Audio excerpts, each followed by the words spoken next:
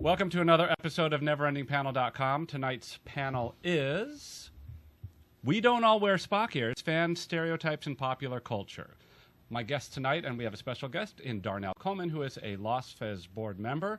He's the assistant librarian and, believe it or not, a Baptist minister. Next to Darnell is, of course, Michelle Pincus, who is not a Baptist minister. So I put the question to you because I put it to Arlene, our executive director, who had no answer for me. What did you mean? Actually, I'm gonna throw this question right out to you, Arlene. What did you mean? We don't all wear Spock ears, fan stereotypes in popular culture? ? Was that question mark a typo? And it's just like, are there stereotypes, and do we need to deal with them? I mean, there are stereotypes. Yes, it is a question mark, and go for it. Oh, that's good.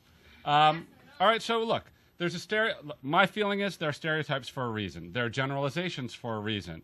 Do you think that the stereotypes and the generalizations of fandom, specifically in science fiction, are in fact just stereotypes, and if you average it all out, you're going to get a wide variety, and only some of them are especially geeky with the Spock ears? Or do you think it's actually a truism to fandom in science fiction? Well, actually, it's not just Spock ears, it's elf ears. Did anyone see the movie 17 again? I did not. The two side characters who were adults, one was the principal of the school, dressed up as Galadriel in bed, for the bedroom scenes. And I used to always wear elf ears to conventions.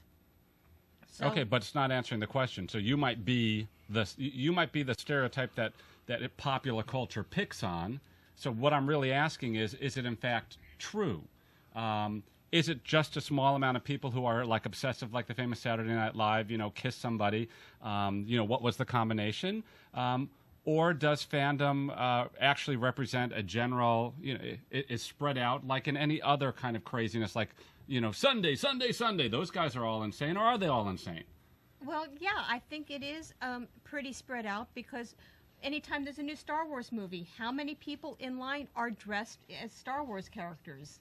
How many? Well, see, we're going right back to fandom there. I mean, I'm just saying, though, but that's not just people who go to LOSFES meetings and conventions. That's the general public. You go to the opening of a anime movie, especially Bleach. Anime Expo is 50,000 people, and if you walk around, it looks like the Serete with so many Soul Reapers. So look, then essentially we're saying, when you hear somebody say, oh, he's a redneck, anybody who goes to these monster truck rallies, they're rednecks. Right, but in fact, probably lots of them aren't. They're just going out to have a good time. So, who didn't turn off their phone? Darnell? Sorry, that's all. And so basically, what I'm saying is that it's the human condition to want to pick the worst stereotype or generalization or whatever you want to call it. And so it may be that that's what's happening with fans, that we on popular culture, as the question talks to on TV, we're gonna pick the people with the funny feet and with the Spock ears because those are the ones who stand out and who are the most odd.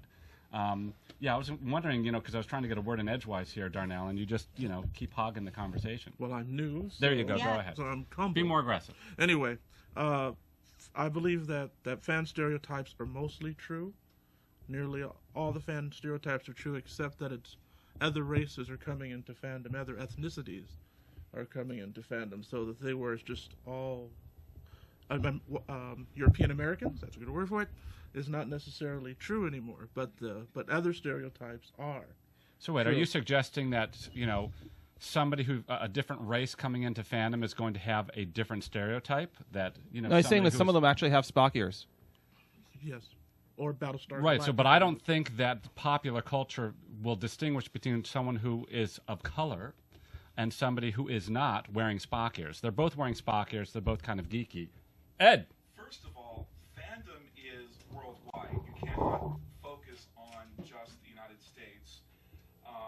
Regardless of how you determine the ethnicity of the individuals, I consider all Americans as Americans and forget about their skin color. I have been to Europe for conventions. I have been to Japan for conventions, and they're as different as night and day. There is no one set of things that fans do. Right, but I would venture to say probably a movie in France about, or a sitcom in France about a science fiction or a science fiction geek the guy's going to be wearing Spock ears, which is universal, or something that is typically science fiction-y. There was a Spock standee in the last season of Laverne and Shirley.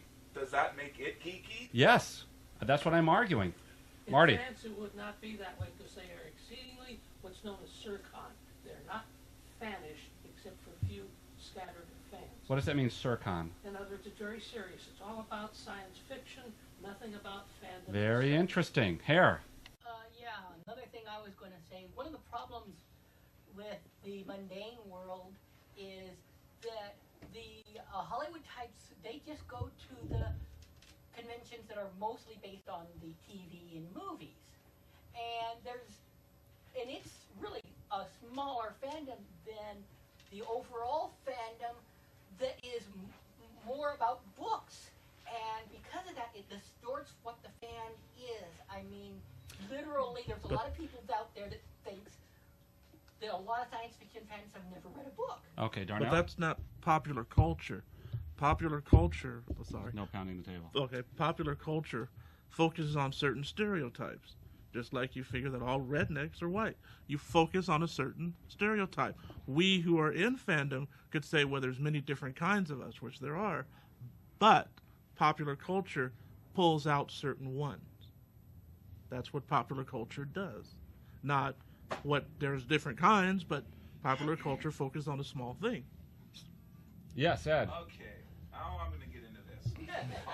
Yes, Michelle. Try Okay. to point out that it is a stereotype. The media laughs at us and calls us morons.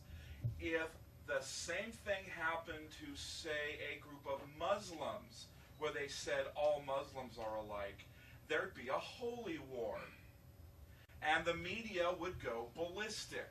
So there is a lot of bias in the media. Okay, the Well, problem with that statement is you're talking about a major religion over a hobby. You cannot compare the two. Yes, you can, and forget it. Yes, Marty. Yeah, a lot of what is considered the same is really quite different because what the media is after is not the idea or anything behind what you're thinking, it's what's the most visual. That's right. So I agree with Darnell, by the way. I think that the stereotype is probably accurate. That there is, and I've gone to many conventions, Hair, that are very literary, and you still are going to have your whole group of people with the ears and the funny feet and all of that. And if any media shows up, that's who they're going to film because that's the most interesting, and that feeds into what Marty was saying, to their preconceived notions of what a science fiction fan must be, and that's probably who they're going to interview unless it's an author. So, embrace it. Part of what we are and part of what fandom is all about is getting so into what it is that they've read or they've seen that they become part of it. And that's the beauty of science fiction. Even Philip K. Dick talks about that special relationship that in that case that the author has with the reader, which is that they sort of dance this dance together if the author does his job well enough. And so if somebody's dressing up in Spock ears, it's because the idea that Roddenberry brought, or whoever the writers are, they brought such a compelling idea that somebody wanted to themselves be a part of it. Anyways, that about wraps up this episode of Neverendingpanel.com. I thank our panelists, Darnell and Michelle, for being here. And we go to our pregnant pause.